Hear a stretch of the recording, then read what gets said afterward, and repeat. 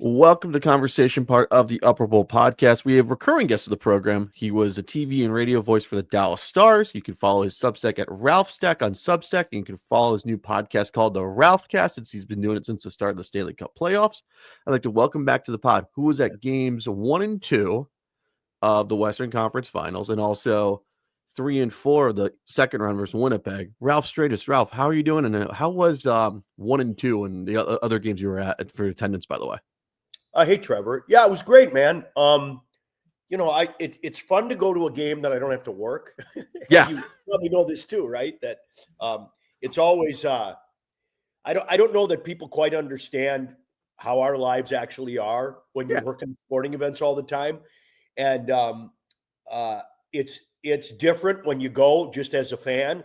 And there's ups and downs, right? Now I got to deal with transportation and getting in the building and where's my ticket and does the usher know where I'm going? And it's not like the other days, but it's fun. We had a great crew I sit with Brad Alberts, the Stars president.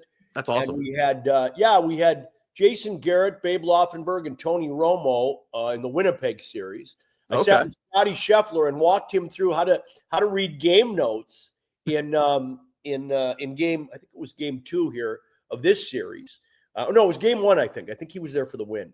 And so I can't do back and forth like I used to. But if there's a 7th game, I'll go into Dallas for a 7th game, and although I'm not holding my breath on that one, and I haven't made any reservations yet. If I'm holding my breath too. I'm just like, if they get through game 5, it'd be wonderful. But I don't see it. It's pretty bleak right now, is my personal opinion. Unless Marty Turco from 2007 could come into Jake Ottinger's body and just win 2 games in a row, and make it 7 games. Eddie. Marty Turco only won 3 playoff series as a Dallas Stars goaltender. Yeah. 3. Think about that. So, and people, everybody loved Marty. Yeah. And everybody loved Kari for a while, and then everybody hated Kari.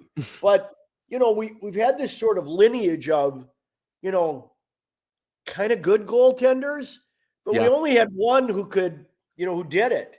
And that's why, when I look at this series now, I mean, there's so many differences, right? It's easy to pick these things out, but when you look at how Jake's playing as opposed to the other guy at the other end, you could say that's it right there. And Otter does this, and he never likes posting shutouts in the playoffs. Eddie Belfour had 8 in that 3-year period, 98, 99, and 2000, right? So that was 2 trips to the Stanley Cup final, and then we got pumped in the Western Conference final in 98. But that's how you get there, right? That's how you get to Stanley Cup finals is, I think, the shutout game. And when you look at Skinner, what does he have? 4 or 3 or 4 of his 6 wins or shutout wins? Yeah. And so Eddie had 8, and Jake in 3 playoff seasons. Jake has 4 in 4, and probably not going to get another one. Or it's not looking like he's going to get another one. And he's a puzzle to me, right? I really like him, but and then the apologists will start coming out. Well, it's not Ottinger's fault. Well, I'm sorry, but the other guy's outplaying him, and that's a big part of it. So I don't know, man. When we last talked, how much fun, when you saw that game 7, that was incredible, right? That was probably the most, were you at the game, or you were back at your house? No, I was game 7 Colorado. Yeah. I was here.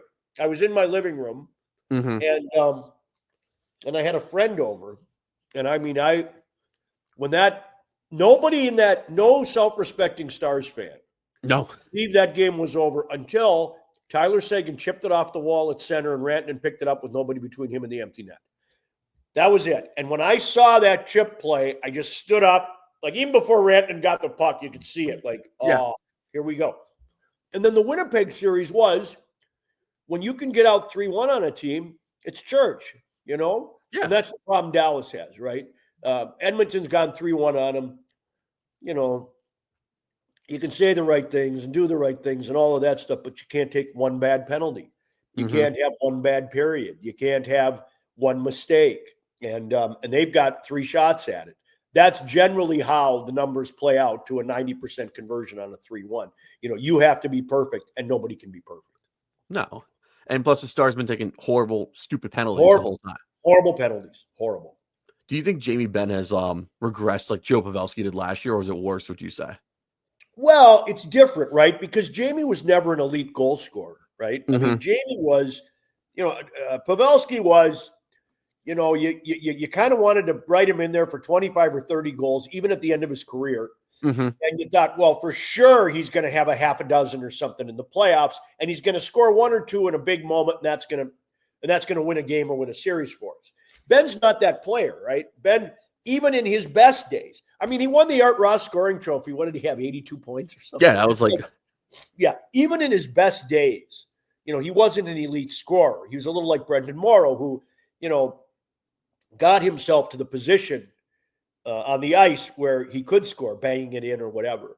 And but that's not really his bag. I mean, everybody likes to say Father Time wins, outlasts us all, and all of those things. And it is more toward the end for Jamie than the beginning. My issues with him this spring have been not so much not being able to help offensively, but hurting the team with bad penalties and bad moments and those things. Now, the penalty the other day, to me, that's just a puck battle behind the net. And I don't care which end of the ice you take a penalty. I'm one of these guys that says, oh, those old Canadian third and fourth line grunts and grinders who run this league, you can't take a penalty 200 feet from your own net. No, you absolutely can. The ledger's indifferent. Trying to score and trying to prevent is the same thing. I don't mind that. I honestly don't mind offensive zone penalties. You're trying to, like you said, you've seen in this series some really interference calls, right? A lot of pick plays in this series because that's how you get guys open now. It's hard to get guys open, especially this time of year. So you have to be willing to do some of that. And for me, I'm crazy, but I would allow positional screening in the offensive zone. I would. I do it like basketball where, you can't hold or touch or use your stick, but you can get to that ice and pick them off. That to me would open things up a little more. But again, we've got old Canadian and North American GMs and coaches who were not elite skilled, who don't care about scoring, who couldn't make a play like that. So all our rules are based on that demographic, and that's why it'll never happen. I know. When you said that, I looked at it like that would make the scoring more. That would open it up a little. It would open up so much more. The goalies, but they won't do that either. So What were you surprised at when Darnell Ness slash rope it? Do you Craig Ludwig said it was a hockey play? It's a penalty. It's not a hockey play. Okay. It's not a hockey play. There's no fucking play there. The puck's not there. He's not defending anything. He's not trying to.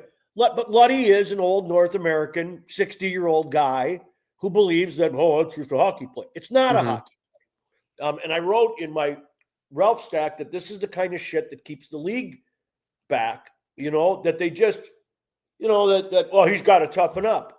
You know why he's got to toughen up? Because there's nobody in the officiating ranks as a GM, as a head coach, or in the National Hockey League offices that came from another country but North America, but from Canada or United States. They all see the game the same way. If you had officials on the ice who had officiated skill in Finland or Sweden or Russia or some of these places that you could also integrate into your system, who would say, that's bullshit. What are you talking about? That's not a hockey play. Look, if the puck is there, maybe it's a hockey play. If the puck is coming toward the net and you just want him out of there, maybe it's a hockey play. Roope is just standing there. He gave him a shove, and then he's standing there. He's just standing there. What part of that is a hockey play when he turns and slashes him on the foot? What part of that is a hockey play? It's not a hockey play. It's just a slash. It's stupid. It's a slash. Of course it is. It should have been 5. I mean, the language is pretty clear. I'm sorry, I'm eating my breakfast while I talk. You're good. The language is pretty clear on, if it's an injury resulting from a stick foul, a major has to be assessed. Now, they're not going to suspend with a guy like friggin' George Peros in the league office who launched a clothing line that said "Make hockey violent again." Yep. Well, again, this is all in Trevor. I talk about this all the time. This is one of the things I'm on, which is, the pathology of this league. And last night I'm watching, or was it 2 nights ago, when Bouchard hit him on his broken or whatever it is, on his injury, right? And we go back to the studio and they're all laughing. They're laughing. They're laughing at a guy who got slashed on a non-hockey play, who just got slashed again. Like, oh, aren't these playoffs funny? Like, no, they're not. Like, no, call it. This is, and then of course they came out and, well, one more time, young man, and you're going to your room with no supper, right? Which is just like, what a bunch of pussies, Like, when you see it, call it. Even on whatever, man. Suspend or whatever. It's crazy to me. But that's the way it goes. The skill from outside North America is not entitled or does not receive the same protections that other players receive in this league. Why isn't there more international referees when you mentioned that from Russia, Sweden, Finland? They're not recruiting them. They're not looking that way. They're not hiring these people, right? I mean, I just did this whole piece on that slash, and part of it included they are so myopic and so tunnel vision that, oh my God, there can't be any other. Did Quenneville get out yet? Is he out? Did he get out of his? Oh, okay, good. Let's hire him. Like that's how they do it. They're not looking overseas. They're not looking at talent from across the pond. Juri Lehtinen is the general manager of Team Finland and has been for a long time, the national team manager. Like, why wouldn't he get a shot here, right? Agreed. Sergei Zubov is a head coach. He's coached for years in Russia. Why wouldn't he get a shot? And there's tons of people like this. Yeah? Yeah, I would love to see Sergei Zubov or Fedorov be a head coach again. Yeah, they're not interviewing them. They're not looking at them. This is, we have Willie O'Ree. Okay, and that's important. Willie O'Ree was the first black man to play in the National Hockey League. But Willie's story isn't really our story. It didn't open the floodgates for our story is, for thousands of black men to come in behind him like baseball did under Jackie, right? What happened here is it's all the players from around the globe that cannot crack anything. They can play, but they're going to play the game the right way. They're going to learn the North American game. They're going to get all that skill coached out of them when they come over. And then nobody looks at them for head coach. Sometimes they can slip an assistant coach in there some places. But like I said in a line that I just did, Trevor, in my Ralph Stack, was in the world's most misogynistic league, my money's on Jess Campbell to get a head coaching job before a Russian. Russian male. Because we will not. Look how long they had Don Cherry in there, spouting his hate and his xenophobia and his bullshit. Like, now they're kind of like, oh, okay, thank God that's gone. But is it really? It's not, and I know I've been out here on my own, but I lived through this. I watched it. I saw how players from outside the United States and Canada are treated. It's not good. And it was really bad 20 or 30 years ago when the wave was just coming over. So, no, that it's Canada, North America wants to control power in this league. The way they control it is to not let anybody else in. And go ahead, guys, prove me wrong. Hire a European head coach. I would love that. Guys to be officials, right? Hiring GMs we have one guy that's, in Vancouver. It's the only guy that isn't North American. That's so anecdotal, it hardly counts, right? So yeah, because I would love that if like Sergei Fedorov had a job or Juri Lehtinen had a job in the NHL. It'd be good for the game, get to grow it. They won't look at it. They don't care. They will not do it. Pat Verbeek, he scoured the earth, and then he found Joel Quenneville. Give me a break. Yeah, are you fucking kidding me? Like seriously, or Stan Bowman even in Edmonton. That one I was shocked about. You shouldn't be. This is how they go here. This is the NHL. It's an old boys club like Wall Street, like the Pentagon. Pick anything, right? Yeah. Like the insurance business, the banking business, and they have no interest in losing their foothold there. I'll tell you another one. When I was working to help get broadcasters in Chicago, there was pressure on me to talk to Glenn Healy, the head of the NHL Alumni Association. Really? So why the hell would I talk to Healy? Well, he's got guys that can go in there and do the job. And I'm like, oh, really? No, he doesn't. He keeps turning the same parrots out that will just keep repeating these same things over and over and over again. I would get lists, and I can't even tell you, the lists were ridiculous, right? And none of it was ever, this is why when people talk about hiring practices, right? And I know we've had all this stuff lately, and it's a hot issue. But if you don't have some sort of hiring practice, this will keep going on.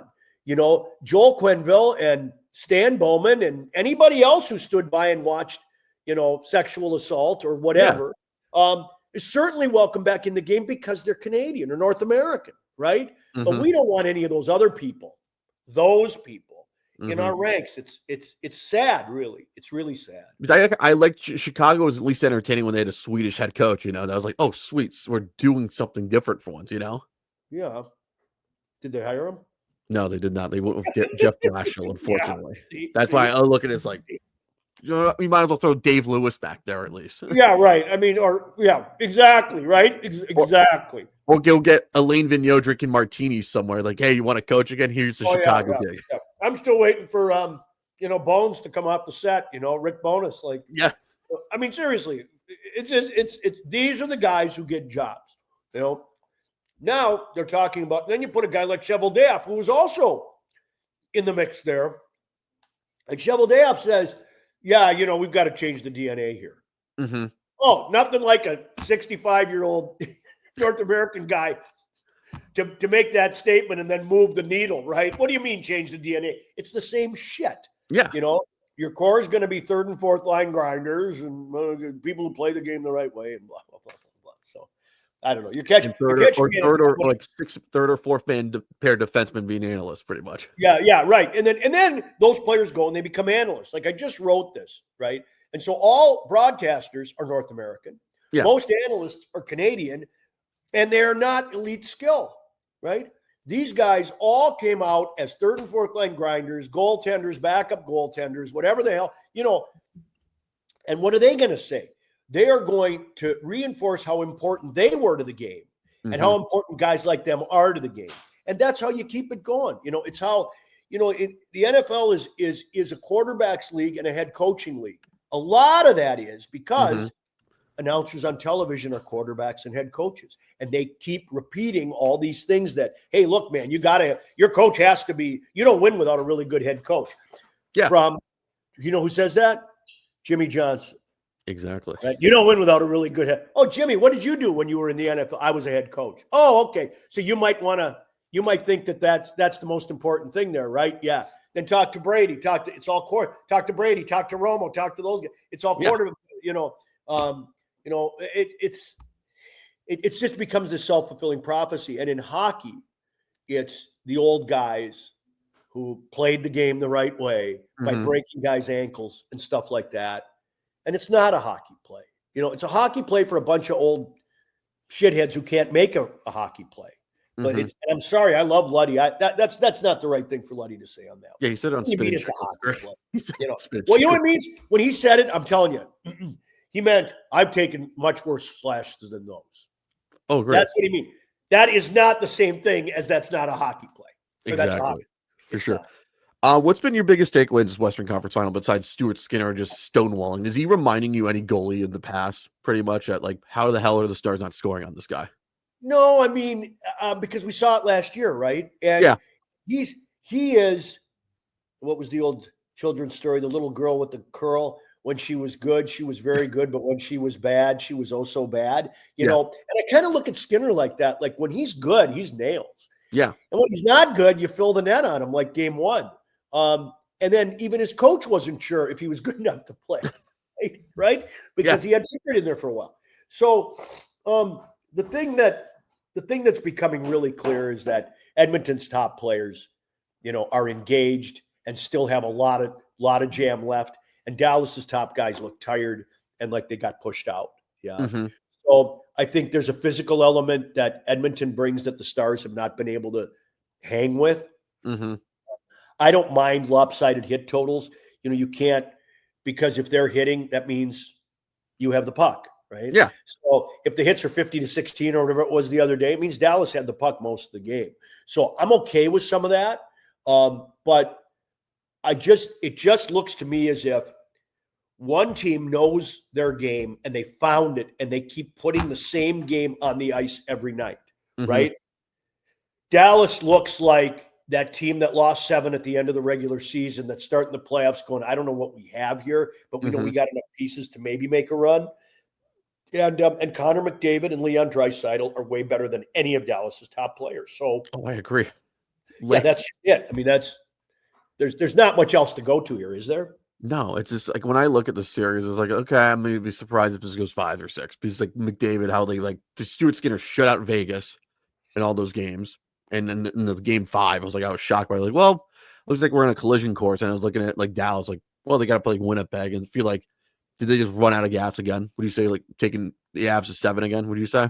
Yeah, but everybody does, right? So like somebody was talking to me, and boy, the Stars look like they hit a wall. They played. What was it? How many games have they played now? 17 games or something. And I said, well, so is everybody else. Like, like you can't, this is why it's so hard to win. I mean, I'm not blaming Dallas, right? Please don't. So many things have to play in. This third straight, we're Carolina on this side right now. And again, we're still alive. They're not, right? So they're dead. The team is still alive. Now, I'm the numbers are just too daunting, and you can't play a perfect game for 3 straight games and all of that stuff. But we are still alive here. We've got our ticket. As my friend Bob Gainey used to say, and when you have your ticket, you can still go to the dance. Yes. So we still have our ticket. But it's just fans want to look at their team and say everything that's happening is because my team isn't doing something right. They're not scoring enough. What's wrong with this guy? They're not shooting the puck enough. How come they're not physical enough? How come, what's wrong with Otter, But that's only 50% of the equation ever, right? That other team is really good. And they suffered one of the worst gut-wrenching defeats you can suffer in a 7th game in a Stanley Cup final by 1 goal. And they've had to sit with that for a year. Yeah. And you can see this guy – Connor McDavid's like, that's over. We're winning a cup, and that's the end of it. It was a little like what Mikko did during his reign of terror there for a couple of weeks. That was how much fun was that reign of terror? Would you say on your end for Substack and everything? It was great, but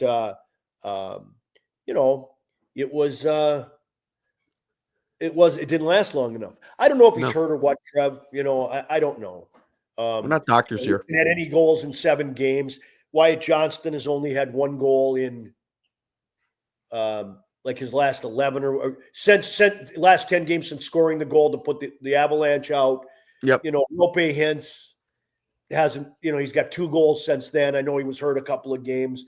But you just keep going down the lineup like this. This isn't sustainable. No. This is your done tonight if this keeps going on. So yeah, I mean, though that was fun, but now we got to move forward. We got to move forward. But what's been your biggest takeaway? Would you say they're in the first round? I saw you ordering articles that all the broadcasters, especially for TNT, was doing off a monitor. What were your thoughts on that? Because I thought that was kind of cheap by them. Well, yeah, I mean,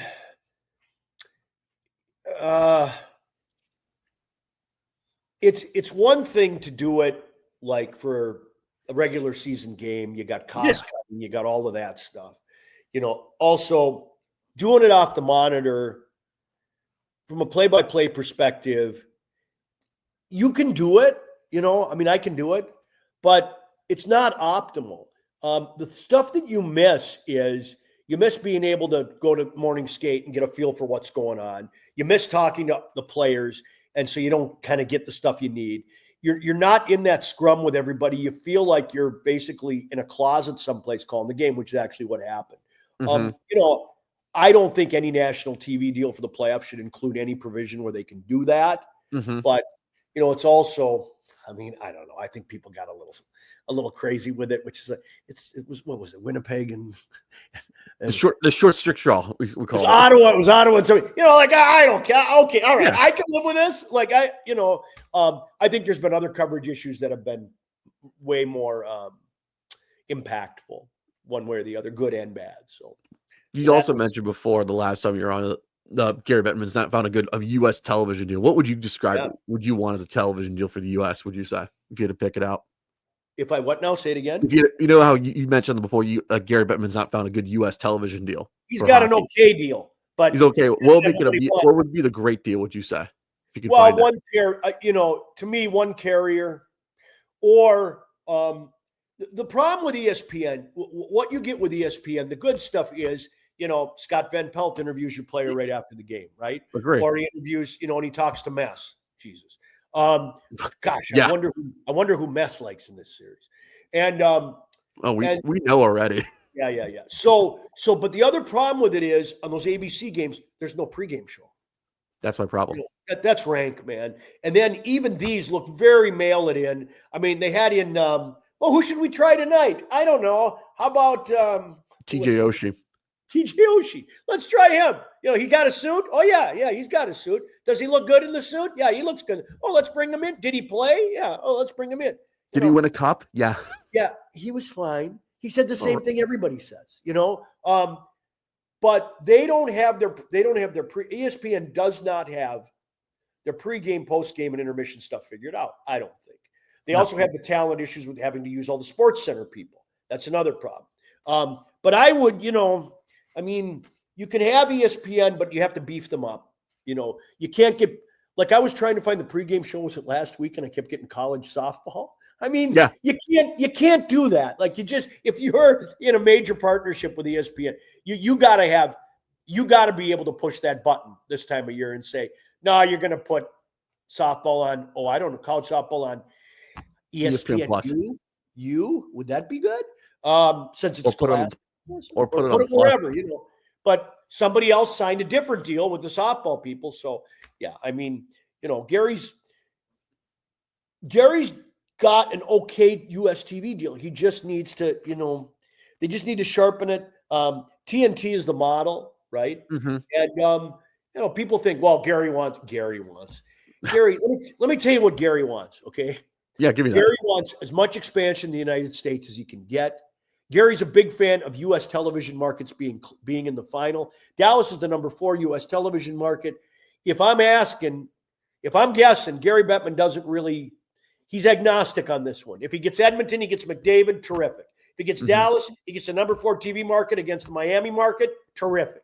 Yeah. He's not invested in either one of these, nor would the league drive it that way for people who think that that's a thing. So, I don't know. There you go. What else you got? And then we're going to move on. What else we got? What's your big thing? Ready for the game, buddy. What's your key of the game? Sponsored by one of your things that you always sponsor about your keys of the game. Desert Kush, yeah. Desert Kush. Yeah. They got to score first. Let's try that. Yeah. They haven't scored first in the last 4, and I think they've only scored first in 4 of 17 games. That's not enough. Or 3 of 17 games. That's not enough. So they got to score first. Otter can't let in more than 2 goals. Agreed. That's it. If they score first and Otter holds the number to 2, we got a shot. Anything outside of that, it's over tonight. I have that feeling it's a teeter right now. It's like it's either good or very bad. Because if they get to Saturday, it'd be nice. No, but it's 3. Look, it's 3-1. Okay. Oh, I agree. 3-1 is a death sentence, right? So you just 3-0 more. That's more of a death sentence. 3-0 is more of a death sentence. 3-0 is 3-0 is more. But this is still like, I mean, what is it? 8% of the teams come back from 3-0, from 3-1. Nobody's ever come back in a Western Conference final down 3-1. The Stars are 0-16, went down 3-1. Edmonton 17-1, went up 3-1. Oh no, this is you have to make an historic run here. And what I'm seeing, I don't know if they're capable. We'll see. Is Pete DeBoer? He's got another year, would you say, as head coach? What does he think he needs to change for next year? I don't know. I think what happens if they lose again in the conference final is everything goes into play again. I mean, GM's got to talk. The ownership has to talk. The president of the team has to talk. They have to figure out what they want to do on a bigger level than what are they going to do with Pete. Like, they've got some free agents they got to sign. What they want to do with Jamie Benn. What's Tyler doing? How close is he to the end? We're shifting our core over. Duchesne is not making much of a case for himself to hang around with 1 goal in the playoffs. Nope. I like what Granlund gives us, and I think he's got to stay with that group of those Finns. But other than that, again, Trevor, it's going to be what happens at the end here. What happens at the end of the road, and what does that mean going forward? And it's got way more than just Pete DeBoer in it, I think. Okay, sounds good. What was your thoughts on the Florida Panthers on the Eastern Conference Finals side? They're great. They're the defending champs for a reason. They look like they're Again, that's another team that knows how to play the way they want to play, and they keep playing that way. Up a goal, down 2-0, up 3-2, down, tied 3-3. Doesn't matter. They keep playing the same game, and that's that's a credit to Paul Maurice and the coaching staff. They're going to be tough to beat, no matter who's in it with them. Like Edmonton's playing really good, and if they get out tonight, let me tell you, Edmonton's going to want to get out tonight. There's no question about that. Oh yeah. Edmonton's playing great, but it's going to be a tough go with Florida. It'll be a fun series. I'll say that for sure. Someone who has tickets to sell anyways to Oiler fans, hopefully. Yep. Ralph, promote the Substack, promote why everyone should buy it as always. My mother loves it, by the way. She follows it for free. I'm telling her to pay for it, but she won't do it. Who's that? My mother. Tell your mother, get off her check. Look, why don't you buy her that? When's Mother's Day? Did we just have it? We just have it. I will do it for her. Make it a late Mother's Day gift for her, Trevor. Come on. It's only $7 a month. It's the only place I say where you can read about, an old ex-play-by-play guy kind of ratting out a lot of the stuff inside the National Hockey League. I also just did a piece with my friend, the Roman Catholic priest, on Does God Care Who Wins? That was really fun. That was my favorite piece, by the way. It's really good, actually. Thank you. Yeah, it's I agree with you.